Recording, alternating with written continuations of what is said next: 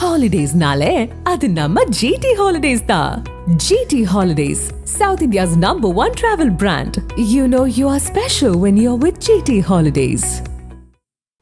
விதிமுறைகளை மீறினால் ஜாமீன் ரத்து செய்யப்படும் என முன்னாள் அமைச்சர் செந்தில் பாலாஜிக்கு உச்சநீதிமன்றம் எச்சரித்துள்ளது. பண மோசடி தொடர்பான வழக்கில் நீதிமன்ற தீர்ப்பில் உள்ள சில கருத்துக்களை நீக்கி உத்தரவிடக் கோரி உச்சநீதிமன்றத்தில் முன்னாள் அமைச்சர் செந்தில் பாலாஜி வழக்கு தொடர்ந்தார். இந்த வழக்கு விசாரணைக்கு வந்தபோது, வழக்கு விசாரணையில் இருக்கும்போது குற்றம் சாட்டப்பட்டவர் அமைச்சராக நீடிக்க கூடாது என கூற முடியாது என செந்தில் பாலாஜி தரப்பில் வாதிடப்பட்டது. இதற்கு பதிலளித்த நீதிபதி செந்தில் பாலாஜிக்கு எதிராக குற்றச்சாட்டுகள் முன்வைக்கப்பட்டுள்ளதாகவும், அவர் அமைச்சராக இருந்ததால் சாட்சியங்களை கலைக்க நேரிடும் எனவும் தெரிவித்தார்.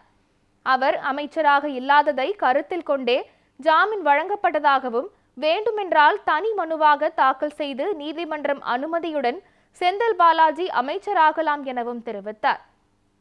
மேலும் வழக்கு தொடர்பாக அமலாக்கத்துறை உட்பட அனைத்து தரப்பும் பதிலளிக்க உத்தரவிட்ட வழக்கை ஒத்திவைத்தார்.